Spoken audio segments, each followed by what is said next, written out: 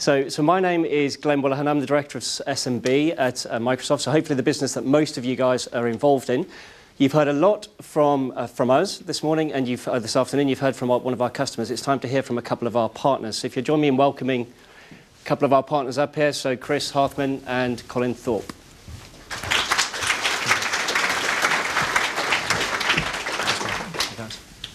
Take a seat. Thanks. Okay. So thanks for making the time, guys, to come here today and to share some of your experience with us. So we've heard a lot about cloud this afternoon, and I know that both of you are introducing cloud services to your customers. So we'd just like to get a good insight, first of all, into a bit about your businesses, and then, Colin, if you could just tell us how you're sort of evolving that to enhance the cloud services. Yeah, absolutely. Hello, my name's Colin Thorpe. I'm Managing Director of AMT Evolve. We're a software development company, so we develop bespoke software for businesses. We set up in 2003 with the express aim of using the web and internet technologies to bring benefits to business. So allowing businesses to communicate, to interact within themselves and within their customers and partners. And we've done a lot of work in that area. We're a Microsoft house. We've been a Microsoft Gold partner for about 6 years now. And what we've found is that in order to make that type of business profitable, in order to get full cost recovery of development, including all of your design work, your test, your QA, your project management, you really have to move up the food chain, and you start doing bigger and bigger projects for bigger and bigger customers who understand that whole development cycle.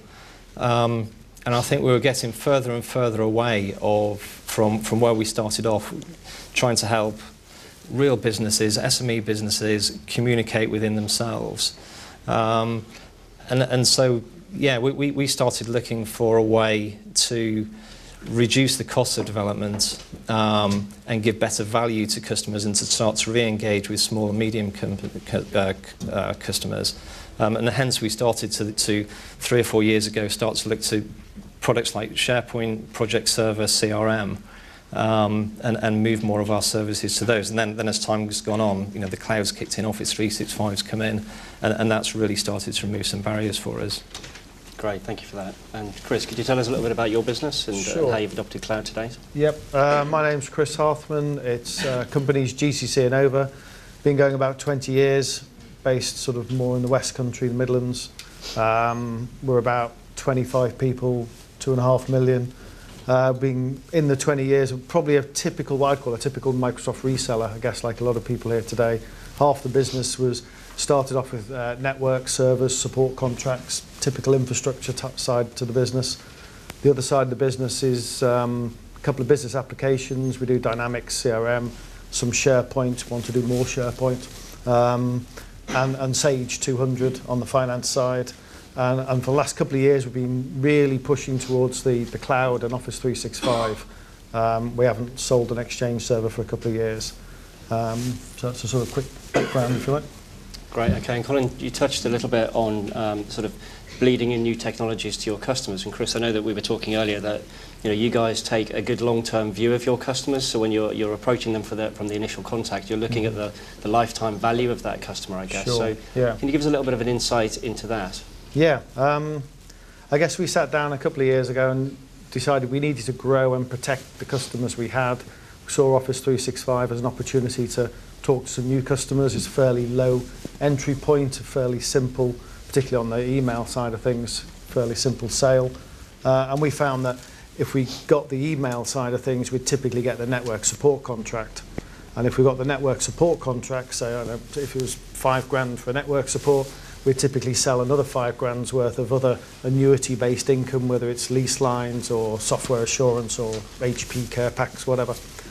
So that took us up to sort of £10,000 for the customer. And then if we had £10,000 of annuity services, we'd typically sell £10,000 of what I call bits and pieces, laptops, desktops. There's always something going on, the breaking stuff, replacing stuff each year. And then every 2 or 3 years, you'd get a decent project for 20, 30 grand, whether swapping out some servers or putting in Dynamics CRM or something else. So we figured out that by starting with a 365, we'd end up with this 5 grand customer that multiplied up to 30 grand. You multiply that by your average, say, 5-year lifespan of a customer, and all of a sudden the deal's worth 150 grand. Graham, we were talking earlier, I mean, you're sort of trying to drive your average customer size up. We were talking maybe to 50, 100 seats or so, but at the moment it's about 25. Probably about 25 average. Do you find that cloud services allow you to sort of get into those smaller customers more? Yeah, more very much so, and particularly the really small guys who might start with virtually nothing. The cloud's an easy choice to get into. The average guy at 25, 30, 50 customers, seats rather, it's a fairly simple swap out. It's a bit of a no-brainer compared to buying another Exchange server. That's a good starting point. Okay, good. And we talk a lot about sort of, just stay with you for a second, Chris. We talk a lot about sort of hybrid environments. So we at Microsoft appreciate that 100% to cloud is probably not for all customers at the moment. It may be never for some customers, and we strongly advocate a hybrid environment. So you keep some line of business critical stuff on site, leverage the power and flexibility of the cloud. Is that what you're finding in your customer base as well? Yeah, absolutely. A couple of years ago when we started and we were listening to some of these presentations and things, they're talking about federation services and all sorts of quite complicated things, we thought. And in fact, we found with 365 you can run most things quite separate and keep everything going. And that we've got a small number of customers, maybe 5%, that are solely cloud and everything's in the cloud and they just don't want any servers on premise at all. But most of the customers are probably 90-95% of the customers, they've got that hybrid environment where we're gradually moving more and more to the cloud, but we're always tending to leave at least one server on premise, even if it's a little file and print server, so you can have your Active Directory and a bit of cheap disk space, because there's always a need for some local stuff and a bit of printing. And then most things are migrating across, even the finance director and the Sage systems, they're starting to go on the cloud, and they're the most conservative guys we know.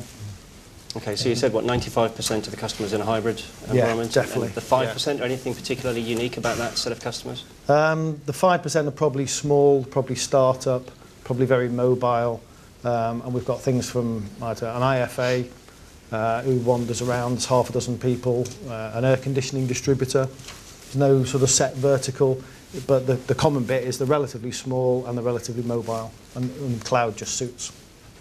Perfect, okay. And obviously another a good discussion point that's very positive for a customer perspective when you're moving to cloud is really that move from a CapEx investment model to an OpEx model. So very cost effective for a customer to do that, particularly as Claire mentioned earlier, there's a compelling event coming in about a month's time of XP end of support. The customer might be looking to refresh devices and infrastructure as well as adopt cloud services, and that could be very beneficial to them. But I'm sure that there are many partners in the room who are also concerned about that because, what impact does that have on my cash flow and how do I make that transition comfortably and profitably as well? Colin, do you have a view on that for us? Yeah, I mean, we're a very different business model. But what we found is that we were going in and doing a big job for a customer, and then it gets to the end of that and then there'd be nothing. And then we'd do another big job somewhere else and then there'd be nothing. And so very much we're going into the cloud looking for that repeatable income, that guaranteed annuity style income. And what we're finding is that we're doing much more little and often, but also being able to add more services around the side. So rather than selling a 100, 200 piece of development work, which might take 50 or 100 days, it might take 200, 400 days. You've probably all been there. We're going in and we're selling 10 days. So a company that's got Office 365 already set up, we'll send them a 10-day SharePoint package, and that might include a bit of training for their staff internally, a bit of branding, set a few document libraries up. And as we're going in there, we're showing them some of the other technologies, some of the other functionality that you can do. And then we get to the end of it and they go, boy, we didn't know we could, get our customers to hook into this and, do some workflow and send emails out and create alerts and, do our timesheets and do holiday booking forms and, whatever else they want to do. So then we sell another 10 days. And we get to the end of that and we sell some maintenance, so that they'll spend another few £1,000s having us at the end of the phone. And then, depending where they're at, we'll then sell the email services. We'll maybe develop some apps for them. So it's much more little and often. But and the other thing that we're then doing is we're partnering with companies like Chris's, and helping your traditional resellers to keep control of that client. Okay, great. That's great insight. And you've got a fairly unique business model, I guess, compared to a lot of the partners in the room. But Chris, I mean, as you said, you're much more of a typical sort of Microsoft reseller. How are you finding that transition? We found it fairly good. Again, from 2 to 3 years ago, starting off being a bit worried in case everything would suddenly change and cloud and it would all be trickling over 3 or 4 years. The reality is people move a bit slower than all the spreadsheets sort of predict. And we're averaging maybe 2, 3, 4 years as different customers move across. And it just hasn't impacted the cash flow as much as we thought it would do. What we have seen is billings in general have gone up. So that's obviously offset things. And we found we've taken on more opportunities, you know. So it hasn't really been negative, I'd say. Great. Okay, thanks for that. So last couple of questions, and if I could come to both of you on these questions, actually. So Colin, what excites you about the future of partnering with Microsoft and growing your business? I think, again, what we're seeing is similar to what Chris says, that cloud technologies are removing a lot of barriers for us. So whereas previously, even if somebody had bought into SharePoint, brought into CRM, they had to start buying boxes, installing servers, managing those, getting maintenance contracts on those. You know, you've got a big barrier there. We can now set up SharePoint online, you know, a couple of quid a month per user, set 3 users up, and they're up and running immediately. You can then start building applications for them. You know, similar with CRM, you can go in, you can whack CRM, and so whereas before we were having to talk to substantial companies to really get value out of the work that we're doing, we're now talking to, you know, companies who we've been trying to engage with for, you know, a couple of years, and whose chief exec just won't sign that purchase order for 50 development days.